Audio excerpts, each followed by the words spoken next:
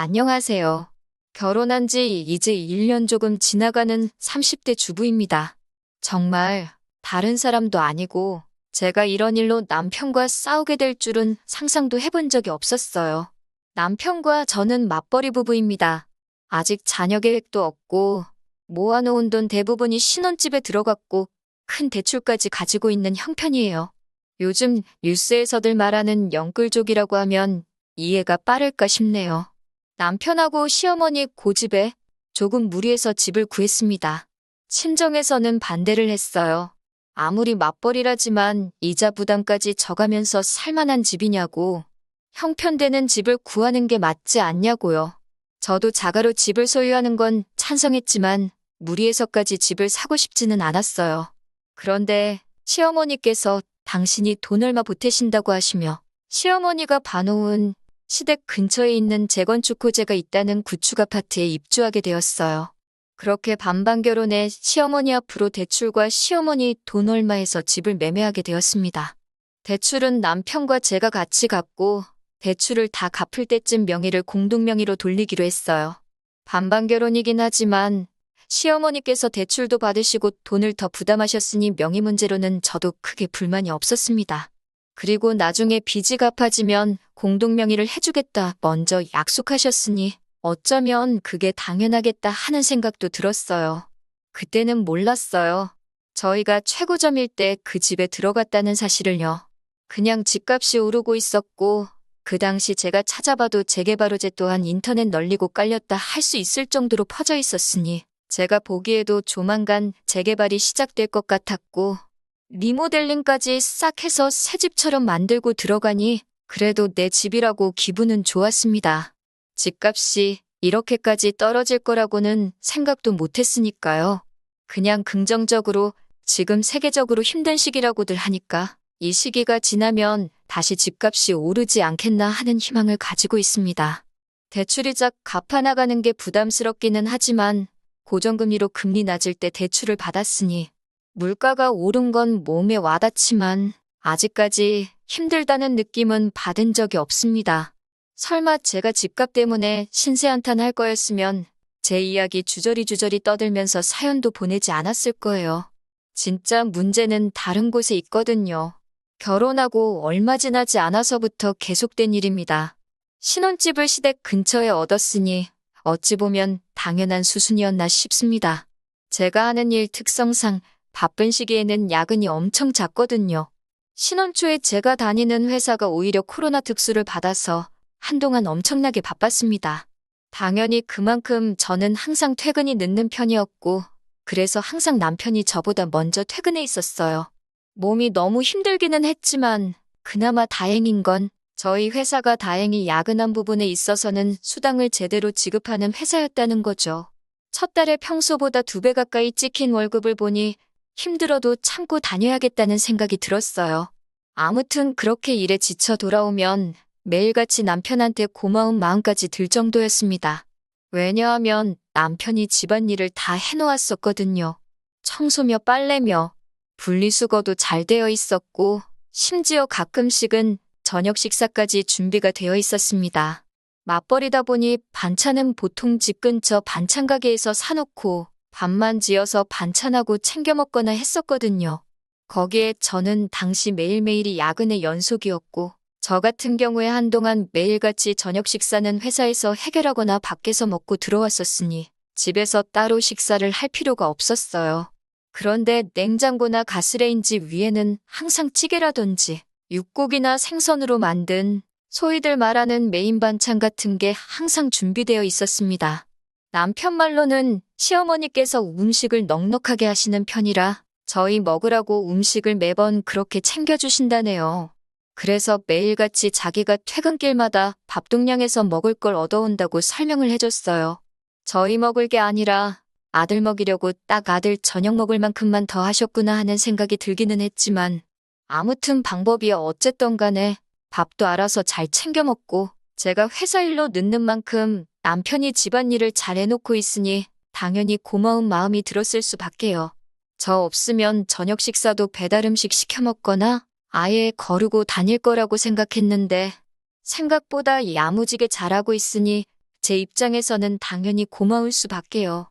그런데 이따금씩 마음속에 알 수 없는 위화감이 들기 시작했습니다. 알아서 잘 하고 있으니 더할 나위 없이 고마운데 이걸 뭐라고 설명해야 할지 모르겠는데 알게 모르게 되게 찝찝한 게 있었어요. 그리고 얼마 지나지 않아서 그 위화감의 정체를 알게 되었습니다.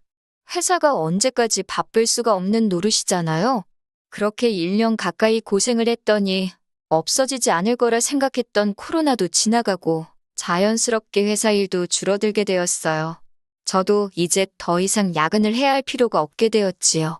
솔직히 야근할 필요도 없던 날에도 일부러 돈 생각해서 더 일을 한 적도 있었어요. 그만큼 벌이가 쏠쏠하기는 했는데 막상 몸이 힘들었어도 돈 모이는 거 보고 참고 있었는데 이젠 더 이상 야근을 할 필요가 없다니 아직 남아있는 대출금 생각에 저는 아쉽다는 생각까지 들기도 했습니다. 아무튼 그날 그동안 고생했다고 회사에서 전 직원 회식이 있었습니다. 원래대로라면 그간 회사에서 가장 오랜 시간을 보냈던 저도 참석을 해야 했지만 신혼살림 차리고 나서 쉬는 날 제외하고는 남편하고 제대로 집에서 저녁 식사도 해본 적이 없으니 자주 해본 적은 없더라도 신혼 분위기도 내고 제가 솜씨 좀 발휘해봐야겠다는 생각이 들었어요. 그래서 회사에 사정 설명하고 저는 회식에서 빠지고 집으로 돌아갔습니다. 원래 남편에게도 회식이 있을 거라고 말은 해놨는데 일찍 들어가게 되는 것까지 굳이 알릴 필요 없겠다 싶어서 따로 연락은 하지 않고 퇴근을 했지요. 회식 일정 때문에 평소 때보다 퇴근도 이른 시간에 해서 그런지 저녁거리 할 것들 장을 보고 퇴근했는데도 시간이 이르더라고요. 그리고 집에 비밀번호를 누르고 들어왔습니다. 그런데 집안에 TV가 켜져 있고 음식을 한 냄새도 진동을 하더라고요. 그리고 주방에서 일찍 왔다는 소리와 함께 시어머니가 등장했을 때 제가 느꼈던 위화감의 정체가 바로 이거였구나 하는 걸 알게 되었어요. 사실 남편이 매번 매일같이 퇴근길에 시댁에 들려서 음식을 얻어온다는 게 사실 말이 안 된다고는 어렴풋이 생각을 하고 있었어요. 그래서 더 이상하게 느꼈던 것 같아요. 아파트가 구축이라 주차장이 세대수에 비해 엄청나게 모자라거든요. 그래서 퇴근 시간만 되면 주차 자리 가지고 아주 전쟁터가 일어나는 집이었는데 주말이면 어디 둘이서 밖에 놀러 가더라도 저녁에 주차할 자리 없다고 일찍 집에 오던 남편이 매일같이 퇴근길에 시댁에 들러서 저녁거리를 얻어서 온다는 게 말이 안 된다고 생각했었거든요. 그리고 밥도 차려 먹어야 되는데 차라리 시댁에서 저녁을 먹고 들어왔다면 모를까? 왜 굳이 그걸 집에 가져와서 먹나 싶었어요.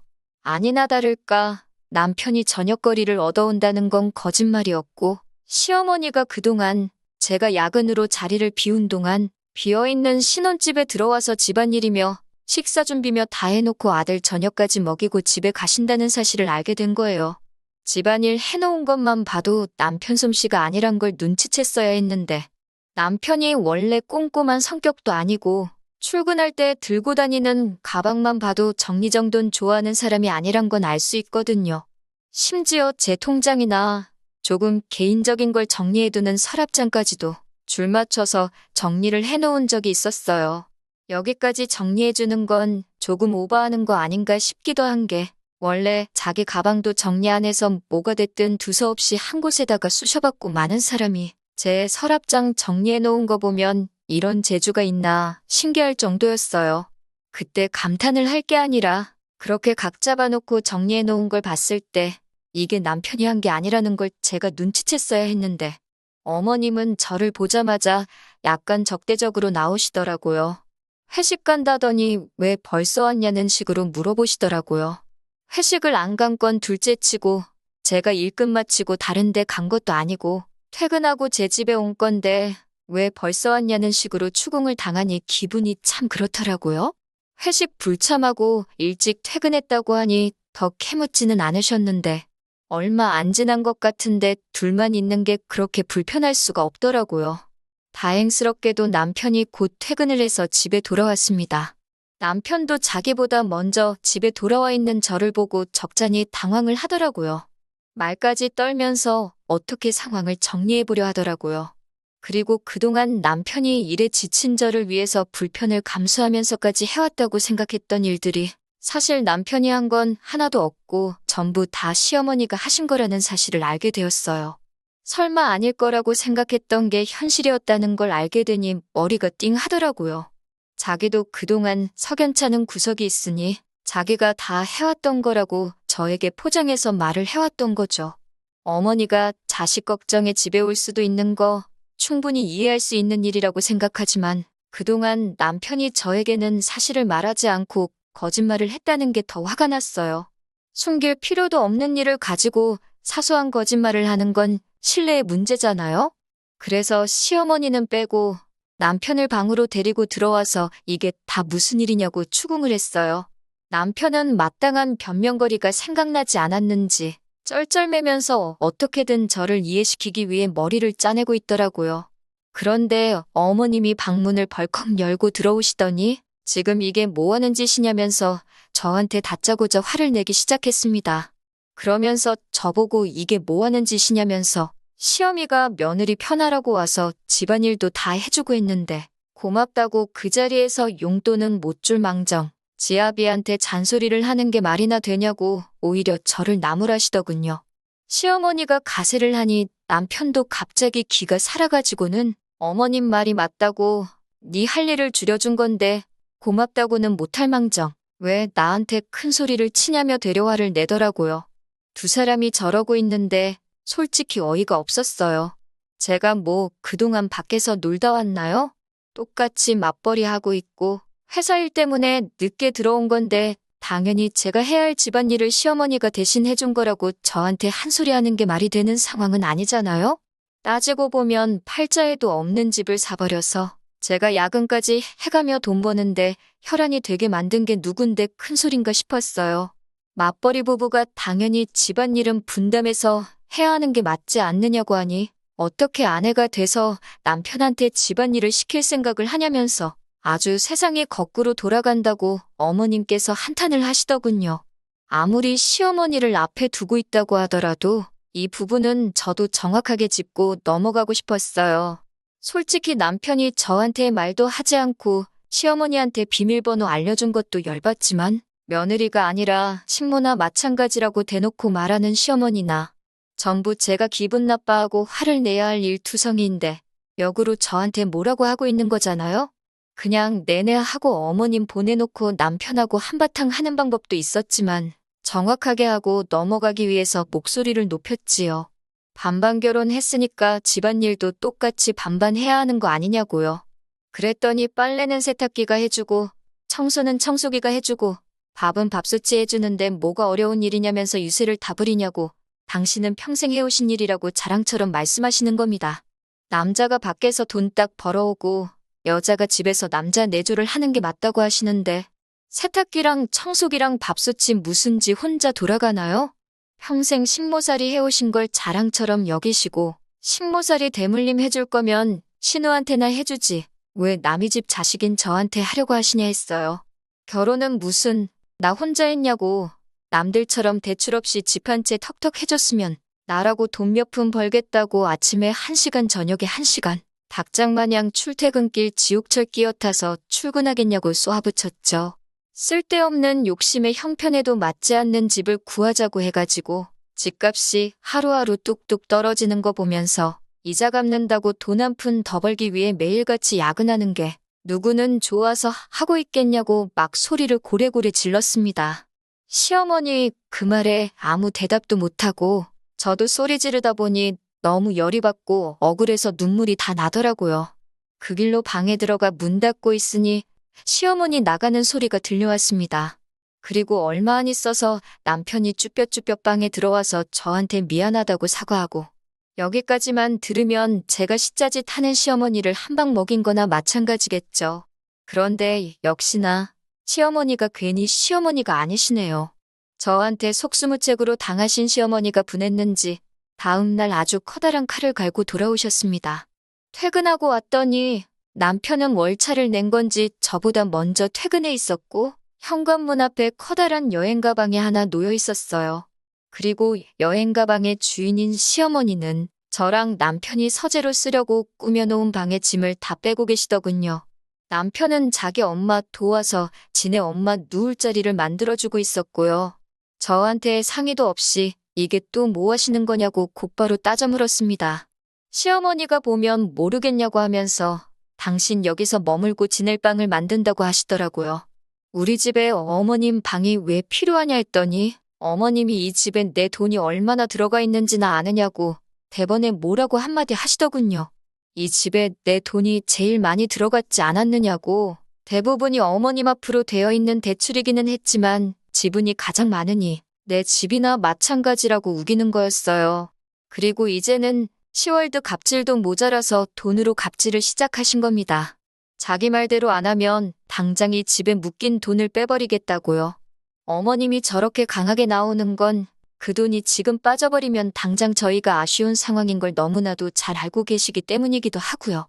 제가 곤란해하는 걸 느꼈는지 남편도 기고만장해져서 그러니까 왜 잠자는 사자의 코털을 건드렸냐면서 어머님을 자극을 안 했으면 어머님도 이렇게 나오지 않았을 거라고 제 탓을 하기 시작했어요.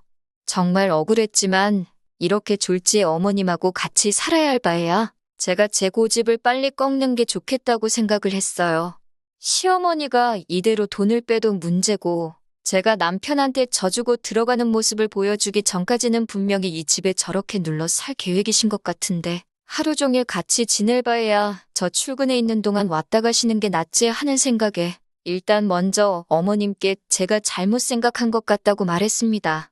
어머님이 저희 생각해서 도와주신 건데 제가 몰랐다고. 그렇게 한 수 접어주는 척 나갔더니 오히려 더 기고만장해지시더군요. 이참에 며느리 교육도 한번 똑바로 시켜보고 당신도 당신 시어머니한테 해드렸던 것처럼 며느리한테 효도 좀 받아봐야시겠다는 겁니다.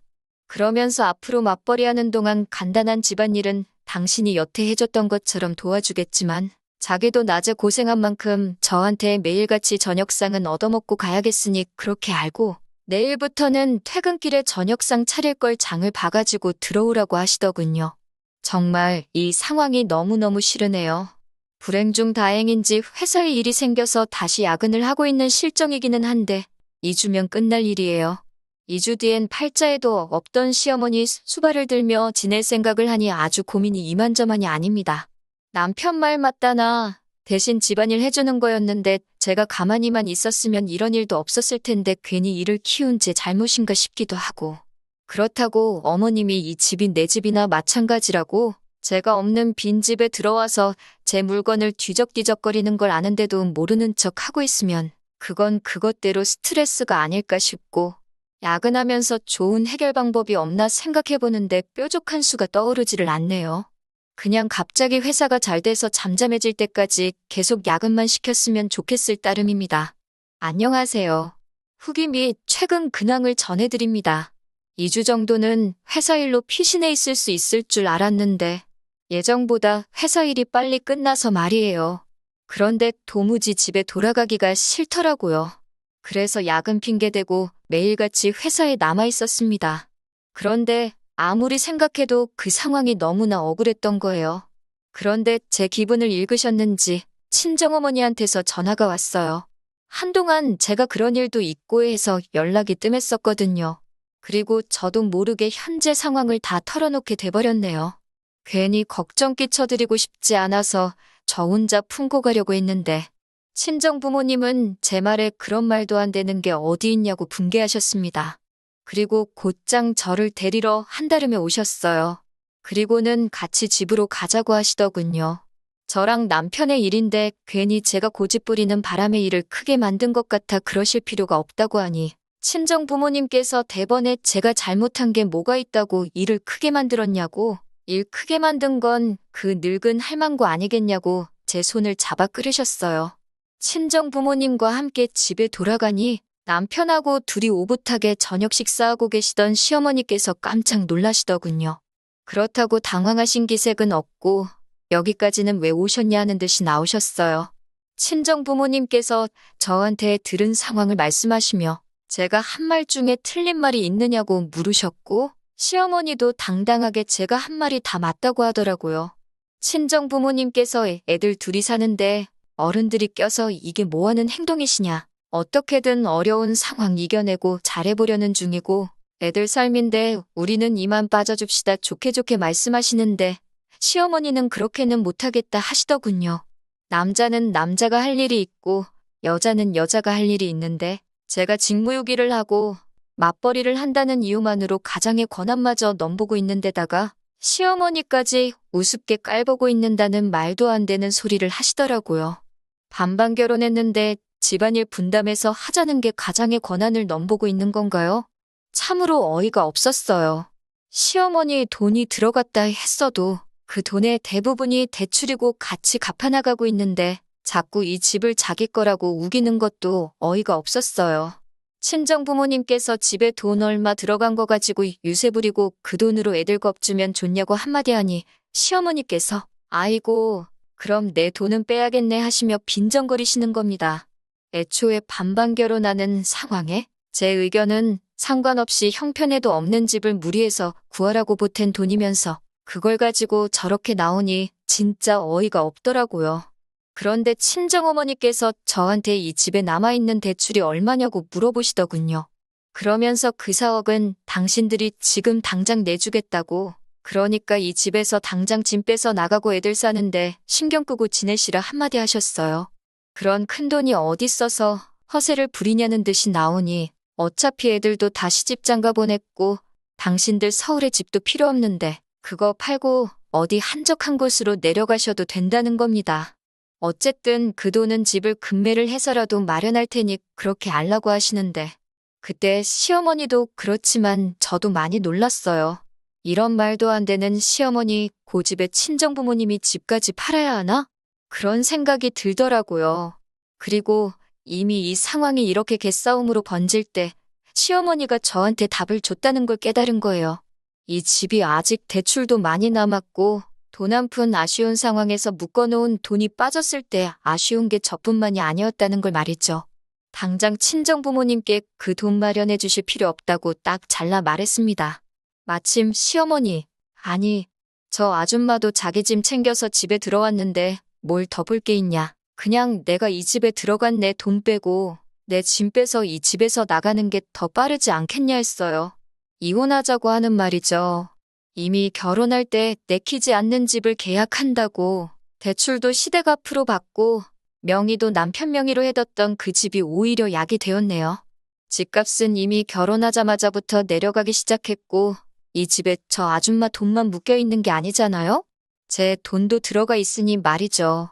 그 돈이 빠져버리면 이젠 아쉬운 사람이 누가 되는 건지는 안 봐도 뻔한 상황이 돼버리겠어요? 눈에는 눈, 이에는 이라더니 그 말이 딱 맞는 말이더라고요. 제가 뭐라고 식모대우 받아가며 이 결혼을 유지하려고 친정부모님 집까지 팔아야 하는지 싶더라고요. 그들이 하는 대로 똑같이 나오니 큰일 나는 게 제가 아니라 저 사람들이 돼버리는 건데 말이에요. 대충 계산해도 아주 큰일 났다는 걸 느꼈는지 남편이 얼굴이 사색이 돼서 쩔쩔매더라고요. 그 와중에 시어머니는 계산이 안 되는 건지 어딜 이혼을 가지고 협박하려고 하느냐며 바라던 바라고 지금 당장 돈도 빼가고 짐도 빼가고 이 집에서 썩 나가라고 하시더라고요. 남편이 새하얗게 질린 얼굴로 엄마, 가만히 좀 있어봐 하면서 말리는데 저 성질 더러운 할망구가 벌써 발동이 걸렸는데 누가 말리겠어요? 집값이 뚝뚝 떨어지면서부터 이 집의 정도 떨어지기 시작했으니 짐 싸서 나오는데 아쉬움은 하나도 없었어요. 일단 급한 짐 챙겨서 친정으로 갔더니 여기가 내 집인가 싶고 속이 후련하니 결정 잘한 것 같더라고요. 이미 이 상황에 남편이니 시어머니니 잘못했다고 내 바짓가랑이를 잡고 울어도 제 마음 바뀔 일이 없을 거라는 확신이 생겼어요. 아니나 다를까 시어머니도 남편 설명 듣고 계산기를 두드려 봤는지 자기가 아들 밥 굶고 다니고 하는 마음에 잠깐 정신이 어떻게 되었나 보다고 하면서 미안하다고 자기 짐은 벌써 뺐다고 하시면서 돌아오라고 하시는데 이미 제 마음이 굳을대로 굳어버렸는데 이제 와서 물러나면 뭐가 바뀌겠냐고 말하고 전화 끊어버렸습니다. 화를 내고 싶은데 화도 못 내고 쩔쩔매는 꼴을 보니까 어찌나 후련하던지 시어머니는 저한테 고마워해야 할 거예요. 그렇게 하고 싶어 하던 아들 뒷바라지 제가 다시 할 수 있게 만들어드린 거나 마찬가지잖아요. 남편 외버리면 그 집에 대출이자까지 해서 앞으로 못해도 20년은 죽어라고 그 집에서 아들 밥 챙겨주고 빨래해주고 청소해주고 하면서 지내야 할 텐데 그 정도면 제가 거의 소원 성취해드린 거나 마찬가지 아닐까 싶네요. 고마워하라고 한 행동은 아니니까 그냥 남은 그 긴 세월 동안 내가 왜 그랬지? 하는 후회 속에 살아갔으면 싶네요. 이렇게 쉬운 걸 가지고 골머리를 썩었다니 저도 아직 한참 멀었나 봅니다. 긴 이야기 들어주셔서 감사합니다. 오늘의 사연은 여기까지입니다. 구독과 좋아요, 알람 설정해주시면 앞으로 더 좋은 사연으로 찾아오겠습니다. 감사합니다.